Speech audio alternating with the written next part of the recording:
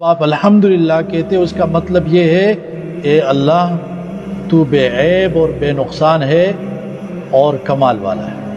اس لیے حدیث میں آتا ہے الحمدللہ تملأ المیزان، میزان کو بھر دیتا ہے۔ نیک اعمال کے لیے میزان رکھا جائے گا، آپ صحیح عقیدے کے ساتھ اخلاص سے الحمدللہ کہتے ہو، یہ الحمدللہ اس میزان کو بھر دیتا ہے، کیونکہ اس کے اندر بہت گہری بات الحمدللہ۔